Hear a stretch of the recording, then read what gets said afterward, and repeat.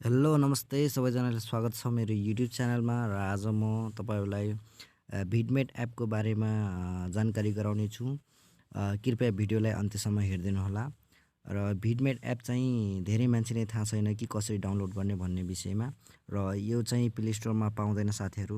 त्यसैले यसलाई चाहिँ क्रोम ब्राउजरबाट डाउनलोड गर्नुपर्ने हुन्छ र यसलाई डाउनलोड कसरी गर्ने भन्ने जानकारी चाहिँ पुरा भिडियो हेरेर मात्र पाउन सक्नुहुनेछ र त्यसैले भिडियोलाई चाहिँ स्किप नगरिकन हेर्नु होला र भिडियो मन परेमा साथीहरु लाइक गरेर कमेन्ट पनि गरिदिनु होला र हाम्रो युट्युब च्यानललाई पनि सब्स्क्राइब गरिदिनु होला। आउनुहोस् भिडियोलाई सुरु गरौँ।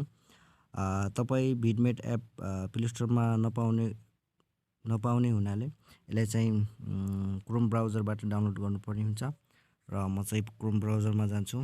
क्रोम ब्राउजरमा गइसकेपछि तपाईले यहाँ भिडमेट टाइप गर्नुपर्ने हुन्छ।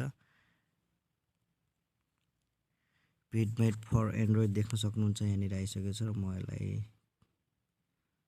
क्लिक गरेर तपाईले देख्न सक्नुहुन्छ अलि तल आएर यो दोस्रो सेकेन्ड नम्बरमा देख्न सक्नुहुन्छ यो एपमा यो वेबसाइटमा क्लिक गर्नु होला र म चाहिँ क्लिक गरे यसमा र क्लिक गरिसकेपछि तपाईले देख्न सक्नुहुन्छ लेटेस्ट भर्सन लेखिरहेको छ। यहाँनिर चाहिँ यहाँ ओल्ड भर्सन र लेटेस्ट भर्सन छ। तपाईले लेटेस्ट भर्सनमा क्लिक गर्नु होला। लेटेस्ट भर्सनमा क्लिक गरिसकेपछि साथीहरु यहाँ देख्नुहुन्छ डाउनलोड फर फ्री लेखिरहेको छ। 14.12 MB को रहेको छ। यसमा चाहिँ डाउनलोड गर्नु होला साथीहरु र म चाहिँ अलरेडी डाउनलोड गरिसकेको छु। त्यसैले मैले चाहिँ यसलाई डाउनलोड गरिन, डाइरेक्ट तपाईलाई मेरो होम स्क्रिनमा लगेर देखाउँछु। मेरो डाउनलोड भइसकेको छ, देख्न सक्नुहुन्छ यहाँनिर देख्न सक्नुहुन्छ साथीहरु मेरो चाहिँ अलरेडी डाउनलोड भइसकेको छ यो भिडमेट र यसलाई चाहिँ म ओपन गर्छु।